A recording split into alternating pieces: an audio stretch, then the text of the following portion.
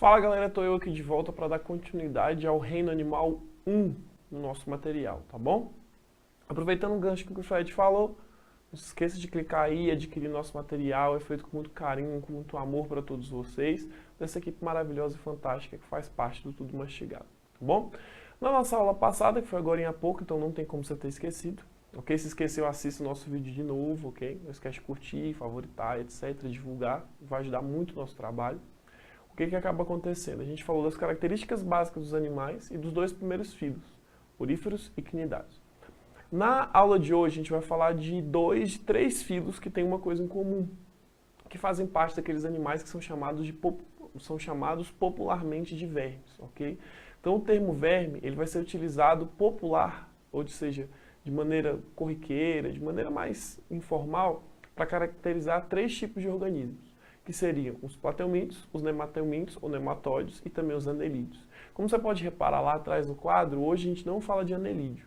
Anelídeo a gente vai falar juntamente com o molusco no nosso encontro da próxima semana, tá bom? O esqueminha é sempre o mesmo, leitura de questão, vamos para o quadro para revisar, depois a gente volta, tá bom? Primeira leitura da nossa questãozinha que eu separei para vocês.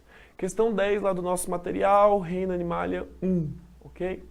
Várias espécies de helmintos são agrupadas dentro do filo Nematoda ou vermes cilíndricos.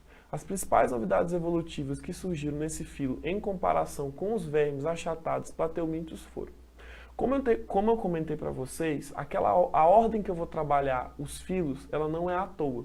Ela é baseada no que a gente chama de ordem das novidades evolutivas, da característica evolutiva, a ordem filogenética.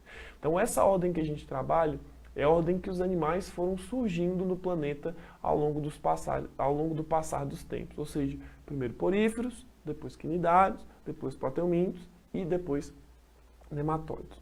Ok? Como a questão ela trabalha tanto com plateuminto quanto com nematóide, o que eu vou fazer agora no quadro para vocês? Eu vou fazer uma revisãozona cabulosa, ou seja, dar uma mastigada violenta, tanto em nemateumintos quanto em plateumintos, ok? Só uma coisa que eu já quero deixar bem clara, na aula de hoje nós não vamos trabalhar sobre as verminoses, que são as doenças provocadas por vermes. Eu posso até citar, posso até comentar, mas a gente não vai entrar em detalhes sobre os ciclos de contaminação, reprodutivos, entre outros tipos de coisa.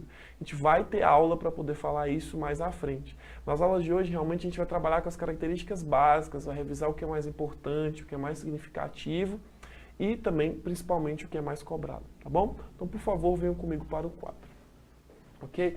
Galera, agora aqui no quadro você pode reparar que eu fiz um esqueminha bem simplesinho para vocês, reunindo as principais características tanto de plateumintos quanto de nematelmintos. Lembrando que nematelmintos também podem ser chamados de nematóides.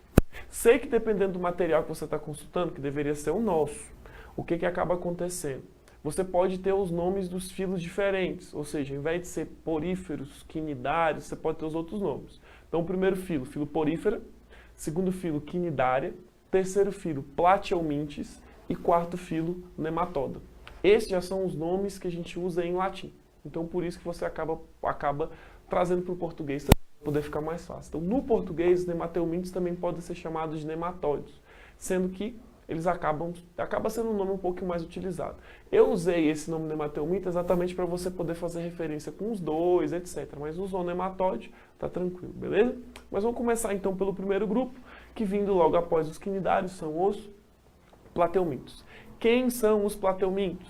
Eles são vermes achatados e alongados. Tanto é que se você pegar as descrições sobre os plateumintos, eles vão falar que eles são vermes achatados dorso-ventralmente. Ou seja, eles são achatados tanto em cima quanto embaixo. Ou seja, eles são vermes que parecem panquequinhas. Ok? Só para você mais ou menos ter esse tipo de relação.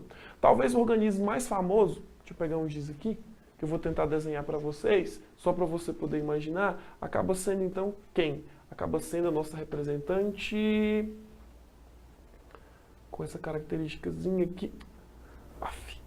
Se desenhar antes já é difícil, imagina desenhar ao vivo. Aqui. Não está muito bonitinho, mas esse seria então um dos nossos representantes mais famosos, com esse olhar bem característico, que na verdade não é olho, né? São ocelos, entre outros tipos de coisa, que acaba sendo então a planária. Ele é um dos nossos representantes para caracterizar que eles são vermes achatados e alongados, ok? Segunda característica, deixa eu corrigir aqui que faltou uma letrinha, diferentes habitats. Eles podem ser encontrados em diferentes tipos de locais diferentes. Ambiente marinho, ambiente dulcícola, que é a mesma coisa de falar de água doce, e também ambiente terrestre. Só que tem que tomar cuidado, porque nesse caso é um terrestre úmido, ou seja, tem que ter umidade no ambiente para que esses vermes possam acontecer nesse tipo de região. Eles podem ser de vida livre, como é o caso, por exemplo, da planária, ou eles podem também ser parasitas, como acaba sendo os representantes do grupo das tênias, dos esquistossomos, entre outros tipos de coisas. No caso dos organismos que são considerados parasitas, você tem que imaginar que nos parasitas, é claro que eles vão causar doenças que são chamadas de verminosos, e por isso que a gente não vai mencioná-los na aula de hoje, vai mencioná-los em encontros posteriores. Ok? Características que você não pode esquecer. Eles são protostômicos, o que significa que eles vão formar primeiro. Deixa eu trocar de giz aqui rapidinho.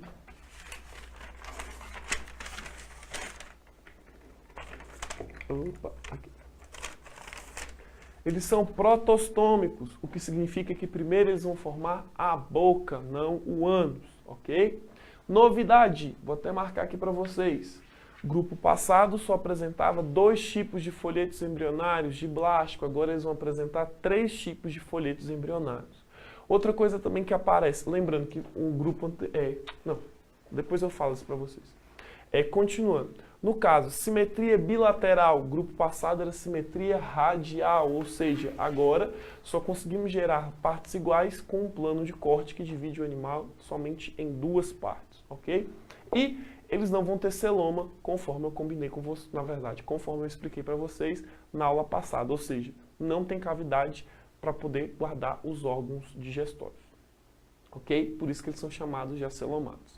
Característica interessante, por que eu fiz o desenho da planária? Quando você vê uma planária, você pode perceber que não somente a planária, mas também as tênias, a planária e as tênias acabam sendo os mais característicos, você pode perceber que já existe a formação de uma região que vai ser chamada de cabeça. Só que a gente não chama de cabeça propriamente dita, por exemplo, nas tênis a gente vai chamar essa região de escólex, etc. Mas o que mostra pra gente é que já há um indício de cefalização. Ou seja, de uma região onde alguns tipos de órgãos vão se acumular em maior quantidade, formando uma região diferente das demais, ou seja, aquilo ali é o começo do corpo do animal, etc. Apesar que esses animais não apresentam o sistema digestório completo, eles continuam tendo apenas boca. Ok? No caso da planária, por mais que você possa achar que a boca fique localizada próximo à região que seria da cabeça, na verdade ela está longe de acontecer nessa região. Ela seria mais ou menos na região medial do corpo, com uma estrutura que parece um canudinho, que vai ser chamada de faringe, onde ela vai absorver matéria orgânica do ambiente. Ou seja, apesar dessa cefalização dar a entender para o aluno que o animal vai ter uma cabeça, na verdade realmente ela tem mais a ver com outra coisa que eu vou explicar aqui agora. Lembra na aula passada, que foi agora há pouco, que eu expliquei para vocês que os quinidários eles tinham um sistema nervoso, mas era um sistema nervoso difuso? Ou seja, tinha uma rede de células nervosas, mas ela não tinha um centro de acúmulo de células, como se fosse um local de processamento de informações. Aqui não é que tenha, mas o que acaba acontecendo? O sistema nervoso de lá evoluiu. O sistema nervoso daqui agora é um sistema nervoso ganglionar. Basicamente, como é que ele vai acontecer? Deixa eu só apagar os olhos aqui da planária para dar ideia para vocês.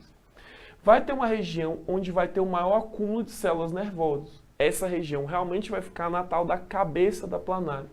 Mas o que vai chamar a atenção é que dessa grande quantidade de células nervosas vão surgir 2 feixes nervosos. E esses feixes nervosos vão coletar informações e vão mandar para essas células nervosas. Ou seja, é um sistema nervoso bem mais evoluído do que o sistema nervoso passado, que acaba sendo um sistema nervoso difuso. Lá, cada célula é como se cada célula agisse por conta própria em relação ao estímulo. Aqui não. Elas reúnem informações, conseguem processar informações melhores, etc. Apesar que esse sistema ainda continua sendo um sistema nervoso bastante rudimentar. As ações que a planária entre os organismos podem fazer ainda são muito limitadas se você comparar com organismos que vão vir mais à frente na escala evolutiva, ok? Característica bem importante que eles adoram cobrar em relação às planárias, ou melhor dizendo, em relação aos plateumintos, acaba sendo o tipo de excreção que esses organismos irão apresentar. Eles vão ter um tipo de sistema excretor e a célula característica desse sistema vai ser a célula flama. Basicamente, esse sistema vai se espalhar por toda a estrutura do corpo da planária e dessa forma o que vai acabar acontecendo? Ela vai recolher esses produtos e vai ser jogado para fora exatamente por esse tipo de célula, que vai ser chamada de célula flama, ok? Lembre-se que a gente está no reino dos animais, aí o segundo grupo é chamado de filo e o terceiro grupo é chamado de classe. E por que eu estou falando isso? Porque o reino é animalia, o filo é dos plateumintos, só que agora a gente vai dividir o filo dos plateumintos em 3 grupos, que a gente vai chamar de classes, que seriam quais dessas classes? Os turbelários, os trematóides e os cestóides. Os cestóides, eles são um grupo no qual vão pertencer às tênias, tênia do boi, tênia do porco, entre outros tipos de representantes. Os trematóides acabam sendo representados pelo esquistossomo, causador da esquistossomose. E no caso dos turbelários, eles são representados exatamente pelas planárias. Então, cada classe vai ter um tipo de representante. Aproveitando o que eu falei agora há pouco para vocês sobre esse negócio de vida livre ou parasita, dos representantes que eu mencionei para vocês agora, somente as planárias elas são de vida livre. No caso, tanto os plateumintos quanto os nematóides, eles acabam sendo representantes, nesse caso, de parasitas. As tênias com a teníase e esses cercóides, e os esquistossomos com a esquistossomose, ok? Então tem outros representantes que a gente ainda vai mencionar no aulão que eu vou trabalhar com vocês aqui. Na verdade, no aulão não, na aula que eu vou trabalhar com vocês aqui sobre verminose, entre outros tipos de doenças, ok? Dentro desse grupo, a gente vai ter organismos que são hermafroditas e organismos que são de sexo separado. Quem seriam os hermafroditas? Seriam as tênias e as planárias. Quem seriam os de sexo separado? Os esquistossomos. Então, no caso das tênias, ela vai conseguir se reproduzir sozinha, porque ela vai ter ao longo do seu corpo tanto o aparelho reprodutor masculino quanto feminino. Então, ela consegue se autorreproduzir. Inclusive, por isso que um apelido que a tênia vai ter vai ser chamada de solitária, porque acredita-se que ela pode viver sozinha dentro do corpo da pessoa, exatamente por conseguir essa capacidade de se reproduzir sozinha. Novamente, eu vou explicar isso melhor para vocês na aula sobre as verminoses. Tá bom? No caso da planária, ela pode ser reproduzida de 2 formas. Assexuadamente, tipo quebrando pedaços do seu corpo e com a sua alta capacidade regenerativa dando origem a outros seres, o que caracteriza uma reprodução assexuada. Ou ela pode fazer um tipo de reprodução sexuada que é chamada de fecundação cruzada, onde como as planárias são hermafroditas, uma vai encostar na outra e elas vão trocar material genético, ou seja, uma passa espermatozoide para a outra, mas ao mesmo tempo recebe. O que mostra com que as duas acabam saindo grávidas desse tipo de processo, ok? Feita essa revisãozinha sobre plateumintos, repito, uma revisãozinha básica, agora de quem que a gente vai falar? A gente vai falar então dos nematóides. Quem são os nematóides? Os mais famosos acabam sendo as lombrigas, ou seja, lombriga acaba sendo o representante mais famoso desse grupo de animais, ok? Vai ter uma evolução em relação às características? É claro que vai. Então, por isso que a gente vai focar exatamente em explicar as diferenças. Então, primeira coisa, vermes do grupo anterior, achatados. Vermes desse grupo agora, eles são cilíndricos. Eles continuam sendo alongados, só que agora o alongamento é bem diferente. Enquanto, por exemplo, a gente tem um representante, no caso das tênias, no grupo dos plateumintos, que tem metros de tamanho, ocupando grande parte do intestino humano, no caso aqui, os gigantes, eles vão ter alguns centímetros, claro que 40 centímetros, 30 centímetros, ou seja, um tamanho relativamente grande. Mas comparado aos outros organismos, esse tamanho acaba não sendo tão grande assim. Ok? Eles também são alongados, o corpo deles não é segmentado, ou seja, não é dividido em segmentos. Guarde essa informação, porque ela vai ser bastante importante para a gente trabalhar no próximo filo, que acaba sendo o filo dos anelídeos, e eles vão apresentar um tipo de camada protetora que vai ser chamada de cutícula proteica. E por que essa cutícula proteica é tão importante? Na aula que eu for falar para vocês sobre, no caso, as verminoses, você vai ver que vários vermes, durante o seu ciclo reprodutivo, eles passam pelo estômago. Então essa cutícula protetora, ela acaba protegendo contra a acidez do suco gástrico, ou seja, protegendo o corpo desse organismo de possíveis agressões do ambiente, ok? Ótimo. De novo, são de diferentes tipos de habitats. Marinho, do ciclo, lembrando que do ciclo é de água doce, e de novo de terrestre úmido. Exatamente porque esses organismos de ambiente terrestre úmido, eles acabam tendo um tipo de respiração que é cutânea, assim como a gente observa no grupo anterior. Por isso que a respiração acaba dependendo dessa umidade. Mas essa característica eu prefiro trabalhar em maiores detalhes no próximo grupo que nós iremos trabalhar, que vai ser o grupo dos anelídeos. Algumas características que eles vão partilhar em comum. De novo, são protostômicos, primeiro ânus, não boca. Segundo, eles são triblásticos, ok? É característica em comum. Terceiro, de novo simetria bilateral, só consegue gerar partes iguais em 2 planos, não em vários planos. E, no caso, outra novidade evolutiva, eles acabam apresentando essa cavidade falsa, que não é celoma, mas já é uma cavidade, que nesse caso ele vai ser chamado de pseudoceloma, ou seja, eles são animais chamados de pseudocelomados. Mas uma coisa que chama bastante atenção desses organismos acaba sendo o tubo digestório completo. Agora esses organismos já contam não somente com boca, mas também com ânus, ok? Principal tipo de reprodução que a gente vai destacar acaba sendo a reprodução sexuada mesmo. Aquela reprodução em que vai ter troca de material genético e como a maioria dos representantes que a gente vai citar sobre os nematóides, eles são parasitas, esse ciclo reprodutivo que vai acontecer trocando material genético entre o macho e a fêmea, ou seja, entre o masculino e o feminino, acaba acontecendo dentro dos seus vários hospedeiros. Pode ter hospedeiro intermediário, pode ter hospedeiro definitivo, isso aí você pode ter certeza que eu vou explicar para vocês em mais detalhes. Uma vez que a gente revisou os plateumintos, outra vez que a gente revisou os nematóides ou nemateumintos, agora a gente pode fazer a leitura da nossa questão, tá bom? Aí, para a gente conseguir encontrar o item correto e finalizar a nossa aula de hoje, ok? Então vem comigo, por favor. Repetindo o enunciado. Várias espécies de eumintos. Eumintos é um tipo de forma de você chamar verme, tá bom? Então, vários tipos de vermes, ou seja, vários tipos de organismos verminosos, sei lá, são agrupados dentro do filo nematoda ou vermes cilíndricos. As principais novidades evolutivas que surgiram nesse filo, em comparação aos vermes achatados plateumintos, foram, ok? Então, você pode reparar que, para lembrar você quem são esses organismos, ele acaba citando as características que são principais desse organismo. Tipo, ele faz a relação nematóide, cilíndrico, plateuminto, achatado. Ou seja, ele já te dá uma boa pista de quem que ele quer cobrar. Ok? É uma questão fácil? Se você lembrar dos significados, dos termos, das principais características, é uma questão bem tranquilinha. Se não lembrar, para você poder conseguir achar alguma coisa vai ser meio difícil, ok? Então vamos às questões. Item A. A presença de 3 folhetos germinativos, os dois têm 3 folhetos germinativos? Eles têm. Ok? Mas você pode reparar, a principal novidade evolutiva que surgiu nesse filo comparado com os plateumintos. Ok? Então, 3 folhetos germinativos? Tem, os dois. Então, vamos lá. Uma cavidade interna é chamada de pseudoceloma. Ou seja, essa característica é realmente o plateuminto não apresentava. O plateuminto não tinha cavidade digestória. Na verdade, ele não tinha calça cavidade nem cavidade nenhuma. Então, pseudoceloma realmente é uma característica bem interessante. E o sistema digestório completo, coisa também que o grupo não passava. Então, o grupo passado não possuía. Então, por enquanto, a não ser que a gente leia outra e acabe encontrando a mais correta, que pode acontecer isso, por enquanto a letra A é a nossa resposta. Mas vamos dar uma olhada nas outras para a gente ver o que a gente encontra, para ver se é melhor do que essa. Ok, letra B.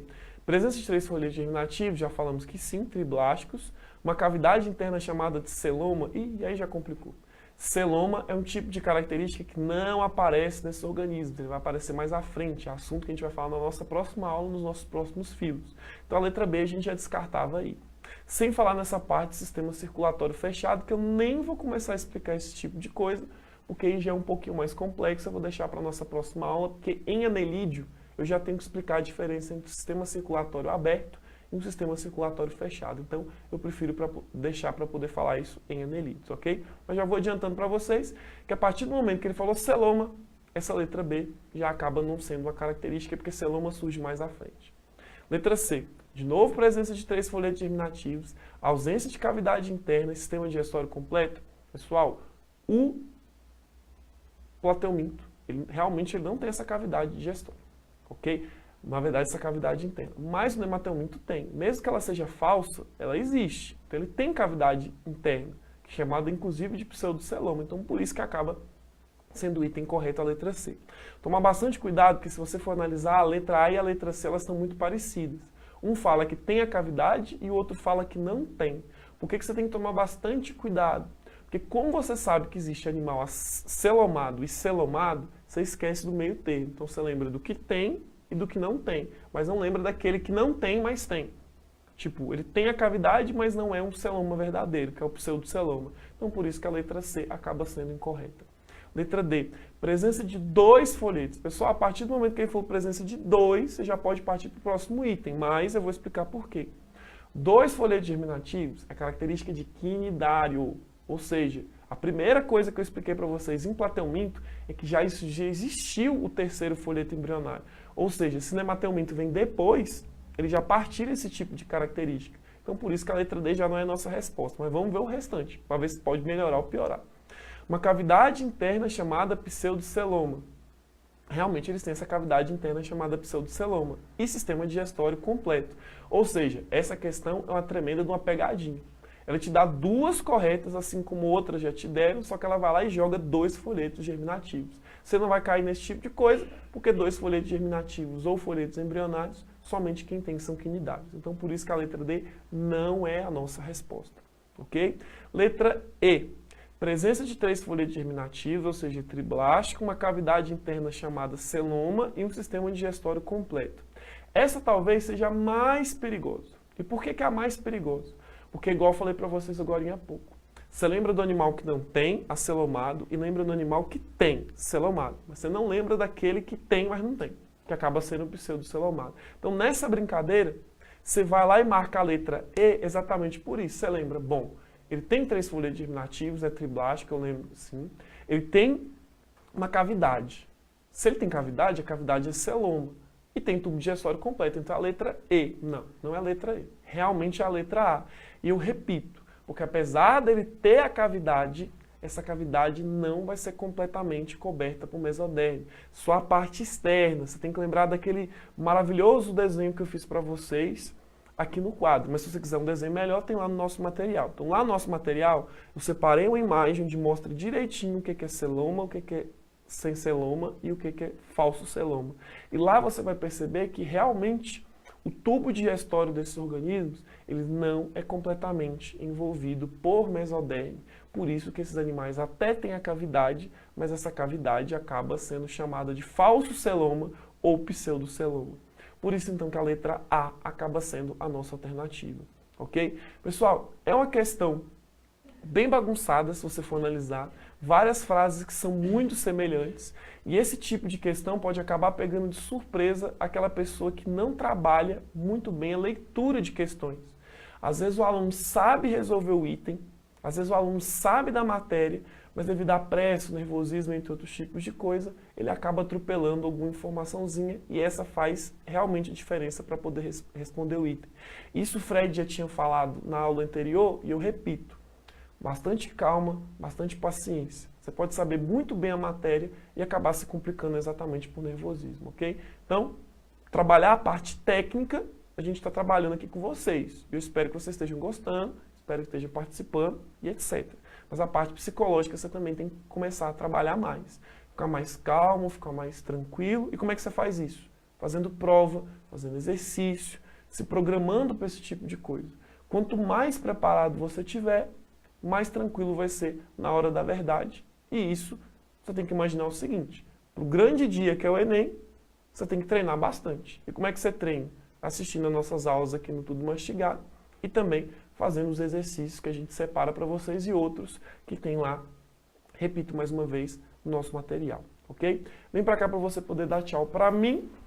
Pessoal, então, como eu falei para vocês na aula anterior, começamos a falar sobre o reino animal, já falamos sobre características gerais, poríferos, quinidários, plateumintos e nematóides. A aula que vem, como eu mencionei para vocês no começo dessa aula, vamos trabalhar com anelídeos e moluscos na primeira, e depois a gente vai dar continuidade falando dos restantes dos animais, que seriam os artrópodes e os equinodermos. Você pode reparar que, principalmente para artrópode, a gente vai ter um pouquinho mais de cuidado, porque a artrópode é um tema muito longo e, além do mais, ele é um dos mais cobrados. Então, por isso que não é que a gente está fazendo pouco caso desses. É porque para esses, as informações que eu estou focando em vocês são as mais importantes. Estou focando com vocês são as mais importantes. Para os outros eu também vou fazer a mesma coisa, só que acaba sendo mais coisa que é cobrada.